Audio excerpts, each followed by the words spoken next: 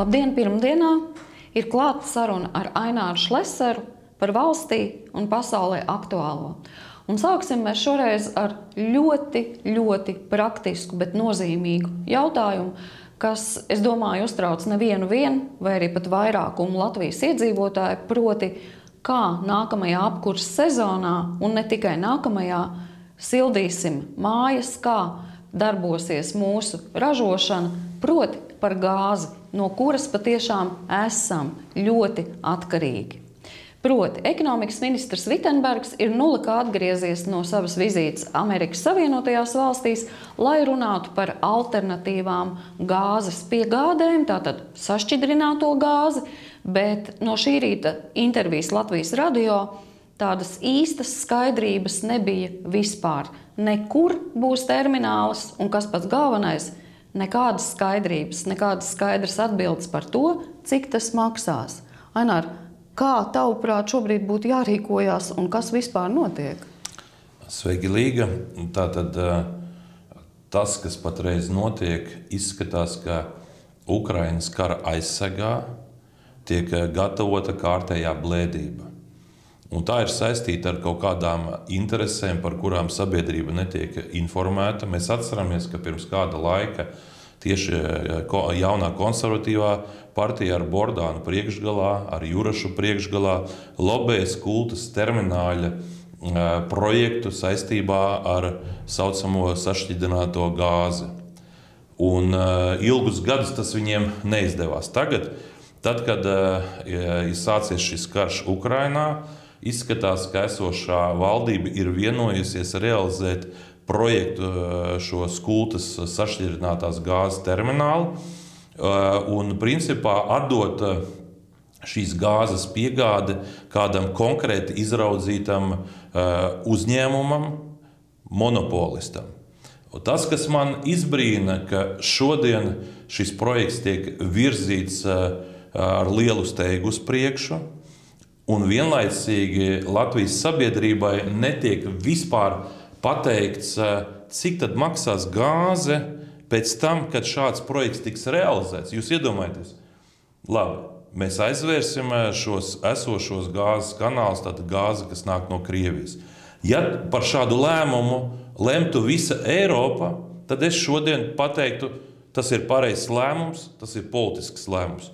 Bet ja Latvija pati pieņems lēmumu atteikties no Krievijas gāzes pilnībā un vienlaicīgi nolobēs Kultas terminālu, tas, ko lobē šodien jaunā konservatīvā partija ar Bordānu, Jurašu un visiem pārējiem priekšgalā, vienojoties arī ar pārējiem valdības pārstāvjiem, tad bīstamība ir tāda, ka Latvijas iedzīvotājiem, kuri tā jau maksā nesamērīgi augstas cenas par apkuri, par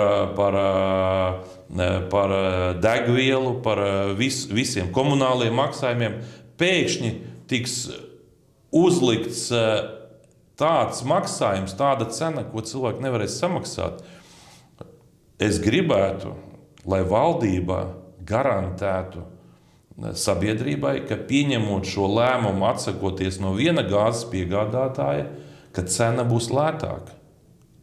Jo ja cena nebūs lētāka, bet būs 2 vai 3 reizes dārgāka, tad mēs piedzīvosim to, ka mājsaimniecības bankrotēs, cilvēki būs spiesti pamest savas mājas, jo nespēs par tām vairāk samaksāt, un daudzi vienkārši brauks prom no Latvijas. Tā būs cilvēku deportācija. Privāti uzņēmumi bankrotēs, jo viņi nespēs samaksāt šos augstos maksājumus par šo augsto gāzes cenu. Līdz ar to es aicinu Kariņu, Levitu, Bordānu, Vitenbergu un visus pārējos valdības pārstāvjus un tos, kas par to tagad grib lemt, pasakiet sabiedrībai, cik maksās gāze pēc tam, kad jūs nodrošināsiet un nodosiet iespēju piegādāt šo gāzi konkrētajam privātajam monopolistam. Jo privātais monopolists nāk un investē naudu ne jau tāpēc, ka grib nodarboties ar labdarību, tāpēc, ka viņi grib nopelnīt. Un ja viņiem būs ekskluzīvas tiesības pelnīt tik, cik viņi grib, tad tā cena principā var kļūt 2 un 3 reizes lētāka.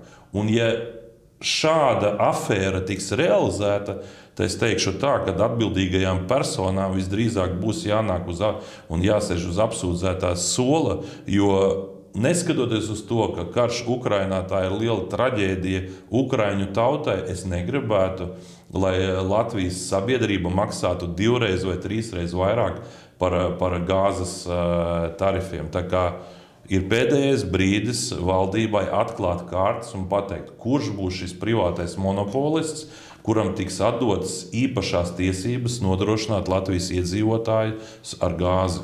Un galvenais, kāda būs cena, ar ko ir jārēķinās? Valdībai ir jāgarantē un jāpasaka, kāda būs cena. Ja gadījumā viņi nevar nogarantēt, ka cena būs zemāka, tad es uzskatu, ka atbildīgām personām būs jāsēž uz apsūdzētā sola, jo viņi novedīs pie bankrota un maksātnespējas simtiem, iespējams pat tūkstošiem Latvijas cilvēku, mājsaimniecības un uzņēmumus.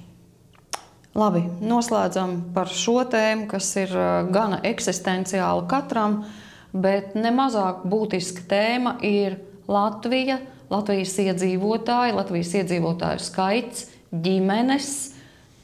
Pēc būtības, ko mēs šobrīd redzam, Latvija, diemžēl, izmirst. Iedzīvotāju skaits samazinās. Kur rodas vai dzimst bērni ģimenē? Un tieši tādēļ rīt, 12. aprīlī, pie Brīvības pieminekļa notiks atbalsta akcija ģimenēm. Mēs piedalīsimies arī šajā akcijā un varbūt nedaudz pastāsti, kādēļ tu pats personīgi, tu Ainārs Šlesers, kuram ir 5 bērni, liela ģimene, arī piedalīsies šajā akcijā.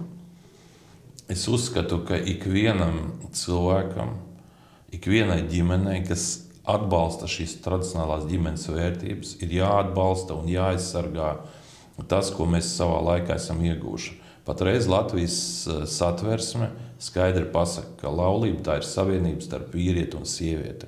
Esošā vara grib apiet šo esošo satversmes normu. Viņi ir ielikuši savus cilvēkus satversmes tiesā, viņi ir ielikuši savus cilvēkus dažādās citās institūcijās, un viņi uzskata, ka caur citiem likumiem viņi vēlas legalizēt vienzimuma partneru attiecības. Es uzskatu, ka tomēr mums jādara viss iespējamais, lai skolās un bērnu dārzos tiek nodrošināta mācība, kurā bērniem māca, kas ir ģimene un ka ģimene ir savienība starp vīrieti un sievieti, ka laulība ir tas pats, kas ģimene, un nevajag mēģināt izdomāt visādas argumentus, kāpēc ģimenes var būt dažādas. Ja kādi pieauguši cilvēki ir savādāki, lai viņi dzīvo, neviens viņiem netraucē, bet puikam jau no bērnības ir jāzina, ka viņš ir puika, un meitenei ir jāzina, ka meitene ir meitene. Nevajag izdomāt kaut kādu propagandu, tāda, kāda ir, diemžēl, arī citās pasaules valstīs patreiz ir pieejama bērniem. Es to personīgi neatbalstu, līdz ar to es pats piedalīšos rīt šajā pasākumā pie Brīvības pieminekļa, rīt otrdien 19:00, un es aicinu ikvienu, kurš grib iestāties un atbalstīt tieši šīs tradicionālās dabiskās ģimenes vērtības, nākt un to darīt atklāti. Jo, ja mēs to nedarīsim, tad principā katrs no jums būs atbildīgs ar to, ka jūs būsiet palicis mājās vai darīs kaut ko citu šajā laikā. Šodien politiķi izskatās, grib izdzīt cauri šos likuma grozījumus, kas principā ir pretrunā esošai satversmei. Tā kā apvienosimies, apvienosim Latvijas tautu, apvienosim tā, lai tiešām šīs dabiskās ģimenes vērtības būtu par pamatu Latvijas pastāvēšanai. Jo šodien mēs redzam, ka bērnu dzimstība samazinās, cilvēku mirstība palielinās. Ja mēs nerūpēsimies un neaizstāvēsim tradicionālās vērtības, tad principā šī valsts izmirst, un mēs to pieļaut nedrīkstam. Es tikai vēl noslēdzot tevis sacīto piebildīšu, ka šobrīd lielā mērā notiek acīm redzamais neticamais.